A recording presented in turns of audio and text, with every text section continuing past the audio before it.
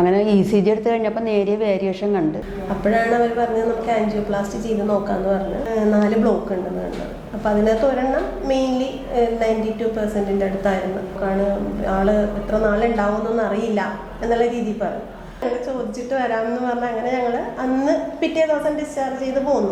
നമ്മൾ ഇതിനെപ്പറ്റി ECP ഇതെന്താണെന്ന് ഞങ്ങൾക്ക് അറിയില്ല. ആൻജിയോപ്ലാസ്റ്റിയും ബൈപ്പാസും കൂടാതെ നമുക്ക് ട്രീറ്റ്മെന്റ് നടത്താം അറിയാം. പിന്നെ ഞങ്ങൾ ECP എന്ന് ചെക്ക് ചെയ്ത് നോക്കിയപ്പോഴേക്കും ഇങ്ങനെ പമ്പ് ചെയ്യുന്നൊരു സംഭവം, കാലിൽ ഇങ്ങനെ പ്രഷർ കൊടുക്കുന്നതാണെന്നൊക്കെ മനസ്സിലായി. ഇവിടെ വന്ന് 4 എണ്ണം തുടങ്ങിയപ്പോൾ തന്നെ 4 എണ്ണം കഴിഞ്ഞപ്പോൾ തന്നെ എനിക്ക് എന്തോ ഒരു എനർജി കിട്ടിയ പോലെ. മമ്മിക്ക് ആ പണ്ടത്തെ കഥയൊക്കെ ക്ഷീണോ അങ്ങനെ വീട്ടിലുള്ള എല്ലാ കാര്യങ്ങളും ചെയ്യും. അപ്പം എൻ്റെ പേര് ജോസഫൈൻ, പെരുമ്പടപ്പാണ് വീട്.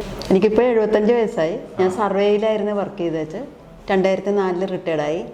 കണ്ണ് ഓപ്പറേഷൻ ചെയ്യാൻ വേണ്ടിയിട്ടാണ് ഞാൻ പോയത്. അവിടെ ചെന്ന് കഴിഞ്ഞപ്പോഴത്തേക്ക് ഡോക്ടറെ ബ്ലഡൊക്കെ ടെസ്റ്റ് ചെയ്ത് വെച്ചാൽ പറഞ്ഞാൽ യാതൊരു കുഴപ്പമില്ല, നമുക്ക് ഇത് ചെയ്യാം. അപ്പോൾ ഞാൻ ഡോക്ടറോട് പറഞ്ഞു എനിക്ക് ഇടയ്ക്ക് ഇങ്ങനെ ഒരു കതപ്പ് വന്നു ഡോക്ടർ, ഇങ്ങനെ പട്ടി എന്നെ ഓടിച്ചിട്ട് എന്ന് പറഞ്ഞു കഴിഞ്ഞപ്പോൾ ഡോക്ടർ പറഞ്ഞു എന്നാൽ നമുക്കൊന്ന് ECG എടുത്ത് നോക്കാം. അങ്ങനെ ECG എടുത്ത് കഴിഞ്ഞപ്പോൾ നേരിയ വേരിയേഷൻ കണ്ട് ഡോക്ടർ അതിനുള്ള മരുന്ന് തന്ന്. പിറ്റേ ദിവസം മോനോട് വന്ന് പറഞ്ഞപ്പോൾ മോൻ പറഞ്ഞു നമുക്കെന്നാൽ അവിടെ ചെയ്യണ്ട, ആകെ ഒരു ടെസ്റ്റ് നടത്താം, ആകെ ഒരു ചെക്കപ്പ് നടത്താമെന്ന് പറഞ്ഞു അടുത്തുള്ള ഹോസ്പിറ്റലിൽ കൊണ്ടുവന്ന്. അവിടെ ചെന്ന് കഴിഞ്ഞപ്പോൾ അവിടുത്തെ ഉപകരണങ്ങളൊക്കെ കണ്ടപ്പോഴത്തേക്ക് എനിക്ക് പ്രഷർ കൂടി, ഭയങ്കര കഷ്ടപ്പാടായി. എനിക്കിതെല്ലാം കണ്ട് അവർ പറഞ്ഞ് ECG എടുത്ത്. അപ്പോൾ അതിനകത്ത് ഭയങ്കര വേരിയേഷൻ. Treatment test ചെയ്യിപ്പിച്ചായിരുന്നു. അപ്പോൾ അത് നമുക്ക് കംപ്ലീറ്റ് ചെയ്യാൻ പറ്റിയില്ല. അപ്പോഴാണ് അവർ പറഞ്ഞത് നമുക്ക് ആൻജിയോപ്ലാസ്റ്റി ചെയ്ത് നോക്കാമെന്ന് പറഞ്ഞ്.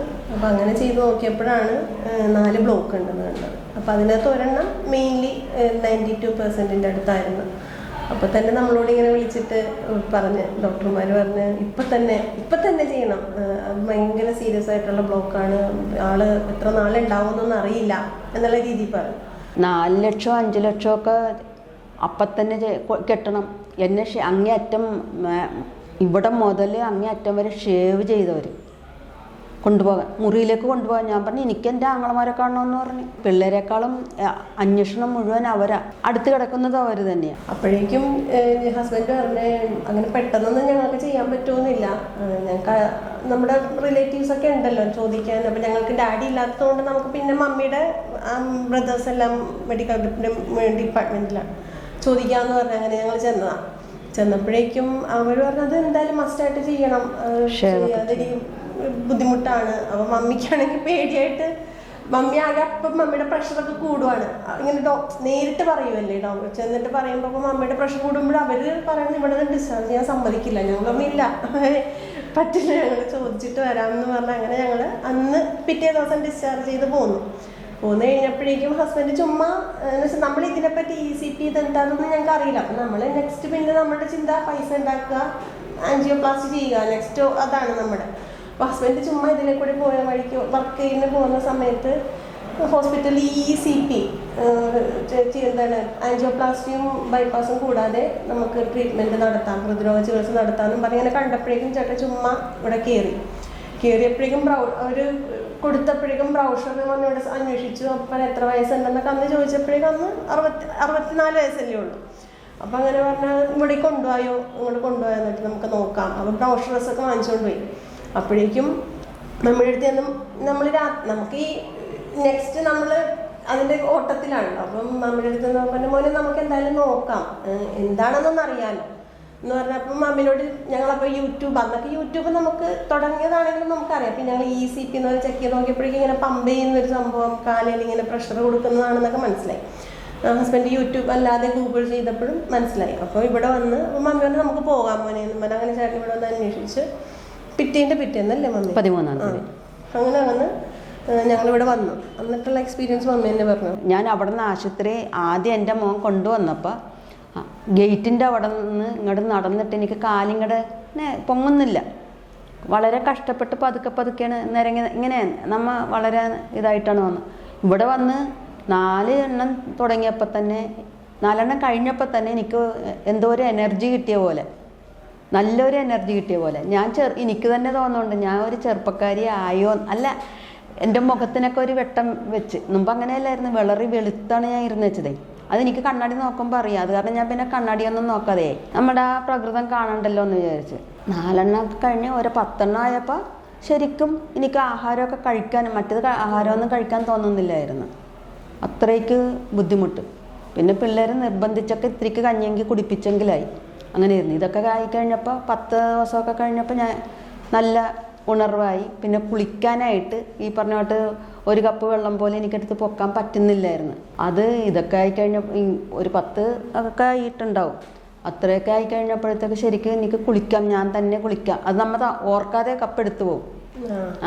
അതൊരു ഇതാണ്, ആ സിഗ്നലാണത് നമുക്ക് ആരോഗ്യമായി എന്നുള്ളതിൻ്റെ പറഞ്ഞുകൊണ്ടാണ് ഞാൻ പോകുന്നത്. കഴിഞ്ഞപ്പോഴേക്കും മമ്മി ശരിക്കും പറഞ്ഞാൽ അതിന് മുമ്പ് മമ്മി ഇങ്ങനെ പയ്യെ ഒതുങ്ങുമായിരുന്നു. കാരണം റിട്ടയർഡായി ഞാൻ മോനെയൊക്കെ നോക്കുന്ന സമയം, എൻ്റെ കുഞ്ഞുമോനെയൊക്കെ നോക്കുന്ന സമയം. പക്ഷെ അപ്പോഴേക്കൊക്കെ മമ്മി പയ്യെ ഒന്നും ചെയ്യില്ലായിരുന്നു. പക്ഷെ അതിനുശേഷം വേഗം പള്ളിയിലേക്കൊക്കെ പോരാൻ, എല്ലാ ദിവസവും പള്ളിയിൽ പോകും ECPക്ക് ശേഷം. കാരണം ഒത്തിരി നടക്കാനുണ്ട് പള്ളിയിൽ നിന്ന്, 1.5 കിലോമീറ്ററോളം നടക്കാനുണ്ട്. അപ്പം അമ്മ തനിയെ നടന്നു പോകും, രാവിലെ തനിയെ നടന്ന്.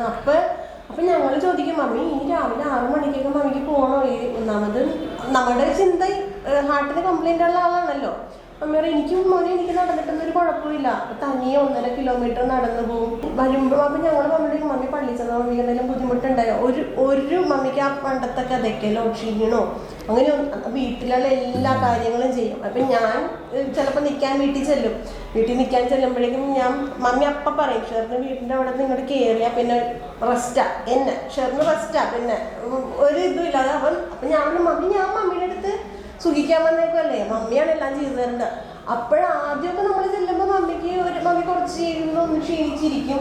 പക്ഷെ ഇതങ്ങനെയല്ല. നമുക്ക് എന്ത് സാധനം ഉണ്ടാക്കി തരാനും മമ്മിക്ക് ഉത്സാഹമാണ്. കൊച്ചുങ്ങൾക്കാണെങ്കിലും എനിക്കാണെങ്കിലും ഒക്കെ എല്ലാം ഉണ്ടാകും. അപ്പം ഞാൻ ചെല്ലും സഹായിക്കാം. മമ്മി പറയും, മോള് പൊയ്ക്കോ, മോള് അവിടെ കഷ്ടപ്പെടുന്നതല്ലേ, മോള് ഇവിടെ ചെയ്യണ്ട, മമ്മി ചെയ്തോളല്ല എന്ന് പറഞ്ഞാൽ അപ്പം അത്രയും എനർജി ആയിരുന്നു ഇത് കഴിഞ്ഞപ്പോഴേ. അപ്പം അതിൻ്റെ വ്യത്യാസങ്ങളാണ്, ആ രണ്ടും തമ്മിലുള്ള ഇൻ്റർവെൽസിൻ്റെ ഇടയിലുള്ള വ്യത്യാസങ്ങൾ. പിന്നെ ശ്വാസം ഇങ്ങനെ ഞാൻ പറഞ്ഞില്ല, ഇങ്ങനെ ഷോൾഡർ ഇങ്ങനെ പൊക്കി നടക്കുമായിരുന്നു ഒരു സമയത്ത്.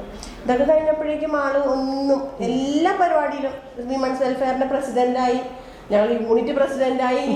അങ്ങനെ ഒത്തിരി ഈ ECPക്ക് ശേഷമുള്ള കാര്യമാണ്. യൂണിറ്റ് പ്രസിഡന്റ്, പള്ളിയിലെ യൂണിറ്റ് പ്രസിഡന്റ്, വിമൻസ് വെൽഫെയറിന്റെ പ്രസിഡന്റ്, പിന്നെ പാരിഷ് കൗൺസിലിൽ അംഗമായിരുന്നു, പിന്നെ സഹൃദയ വെൽഫെയറിന്റെ അനിമേറ്റർ ആയിരുന്നു. അങ്ങനെ ECPക്ക് ശേഷമുള്ള കാര്യങ്ങളാണ് ഇത്രയും കാര്യങ്ങളിലേക്ക്. അപ്പം നമുക്ക് ഊഹിക്കാൻ എന്തോരം കാര്യങ്ങളിൽ ഓടി നടക്കണം. പള്ളിയിൽ ഈ പ്രസിഡന്റ് എന്ന് പറയുമ്പോൾ അവർക്ക് അതിരൂപതയിലൊക്കെ മീറ്റിങ്ങുകൾ ഉണ്ടാവും, ആഴ്ചയിലെന്ന് പറഞ്ഞ രീതിയിൽ മീറ്റിങ്ങുകളുണ്ടാവും. അപ്പം അതിന് പോവും. അപ്പം പള്ളിയിലുള്ളവർ തന്നെ പറയും, നിങ്ങളെ കല ചെറുപ്പമാണ് നിങ്ങളുടെ മമ്മി എന്നുള്ള രീതിയിൽ പറയുമായിരുന്നു. അത്രയും ആക്റ്റീവായി. പിന്നെ അതിനുശേഷം ബുദ്ധിമുട്ടൊന്നുമില്ല. 10 കൊല്ലത്തേക്ക് പിന്നെ ഞങ്ങളൊന്നും 10 കൊല്ലത്തേക്ക് ഇടയിലൊന്നും ചെയ്തില്ല കേട്ടോ. അതിനുശേഷം ഈ ലാസ്റ്റ് ഇയർ ഞങ്ങൾ പിന്നെ 35 ഡേയ്സ് തന്നെ ട്രീറ്റ്മെൻറ്റ് നടത്തി. അപ്പോഴും അത് രോഗം വന്നിട്ട് ചെയ്തതല്ല, ഒന്നും ചെയ്യണമെന്ന് ഒന്നുകൂടി ഒരു എനർജറ്റിക് ആകാനെന്ന് വിചാരിച്ചിട്ട് അങ്ങനെ ചെയ്തതാണ്. 75 വർഷമായിട്ട് ഇനി എനർജറ്റിക് ആവണമെന്നാണ് പള്ളിയിലെ അച്ഛൻ എന്നെ വിളിക്കണ ചെറുപ്പക്കാരി, അച്ഛൻ വിളിക്കണ ചെറുപ്പക്കാരിന്നാ മകളുടെ അച്ഛൻ. പക്ഷെ എല്ലാത്തിനും ഉണ്ട് മമ്മി, ഒന്നിനും ഇല്ലാതില്ല. അപ്പൊ എന്നേക്കാൾ ശരിക്കും പറഞ്ഞാൽ അച്ഛൻ കളിയാക്കും. നാണില്ല, ജോസഫൈൻ ചേച്ചിനെ കണ്ടുപിടിക്കും എന്ന് പറഞ്ഞിട്ട് എപ്പോഴും ഇങ്ങനെ കളിയാക്കും അച്ഛൻ. അങ്ങനെ അത് വെച്ചാൽ ചുറുചുറുക്കാണ് മമ്മിക്ക് ECP ചെയ്തതിന് ശേഷം. അത് പറയാതിരിക്കാൻ പറ്റില്ല, അത് അതുകൊണ്ട് മാത്രമുള്ള കാര്യമാണ്. ഓരോ പേഷ്യൻറ്റിനെ ചെക്ക് ചെയ്യുമ്പോഴും ഡോക്ടർ വന്ന് നോക്കും. പിന്നെ അവിടുത്തെ ചേട്ടന്മാരും ചേച്ചിമാരൊക്കെ നല്ല പെരുമാറ്റമായിരുന്നു അവരുടെ. അതെ അതെ. ഇപ്പൊ മമ്മിനെയൊക്കെ ഇങ്ങനെ നമ്മൾ കാണുമല്ലോ, അപ്പൊ ഇരുത്തി കാലൊക്കെ ഇങ്ങനെ എടുത്ത് വെച്ച്, അപ്പൊ നമുക്കത് കാണുമ്പോൾ നമ്മുടെ അമ്മേനെ അങ്ങനെ നോക്കുന്നുണ്ട്. എന്നുവെച്ചാൽ ഇപ്പൊ ചിലത് പറയും ഇരിക്ക്, കാല് നീട്ടി വെച്ചോ, അങ്ങനെയാണ്. ഇത് അങ്ങനെയല്ല. ഇപ്പൊ അവരെ സംബന്ധിച്ച് ഇവർക്ക് ചിലപ്പോൾ കയറി ഇരിക്കാനൊക്കെ ബുദ്ധിമുട്ടായിരിക്കും, ഇത്രയും ഹൈറ്റ് ഉള്ള സ്ഥലം. അപ്പോൾ അതിനനുസരിച്ച് അവർ ടേക്ക് കെയർ ചെയ്യുമായിരുന്നു. ശരിക്കും ഭയങ്കരമായിട്ട് എല്ലാ കാര്യങ്ങളിലും ടേക്ക് കെയർ ചെയ്യും. ഒത്തിരി സഹായിച്ചിട്ടുണ്ട് മമ്മീനെ. ഇടയ്ക്ക് എന്തെങ്കിലും ഇപ്പോൾ 35 ദിവസം കഴിഞ്ഞിട്ടാണെങ്കിൽ പോലും നമ്മൾ ചെയ്ത് എന്തുണ്ട് വിശേഷം, സുഖമാണ്, നമ്മൾ വിവരങ്ങൾ അന്വേഷിക്കും. ECP എങ്ങനെയുണ്ട്, ചെയ്തിട്ട് ബുദ്ധിമുട്ടുണ്ടോ, ഇടയ്ക്ക് വന്ന് ചോദിക്കും, വെള്ളം കുടിപ്പിക്കും. ചിരിച്ചുകൊണ്ടാണ് നമ്മൾ വെൽക്കം ചെയ്യണത്. പിന്നെ മമ്മ ഒത്തിരി പേർക്ക് റെക്കമെൻഡ് ചെയ്യുമായിരുന്നു കേട്ടോ, ഒത്തിരി പേർക്ക്. കാരണം റെക്കമെൻഡേഷൻ അതുകൊണ്ടല്ല, നമുക്ക് റെക്കമെൻഡ് ചെയ്യണം നമ്മൾ ആദ്യം പറഞ്ഞിട്ടല്ല, മമ്മിയുടെ അനുഭവം വെച്ചിട്ടാണ് മമ്മി റെക്കമെൻഡ് ചെയ്യുന്നത്. ഒത്തിരി പേര് അങ്ങനെ റെക്കമെൻഡ് ചെയ്ത് നമ്മൾ പറഞ്ഞു വിട്ടിട്ടുമുണ്ട്. അവർക്കും അതുകൊണ്ട് ഗുണമുണ്ടായിട്ടേ ഉള്ളൂ.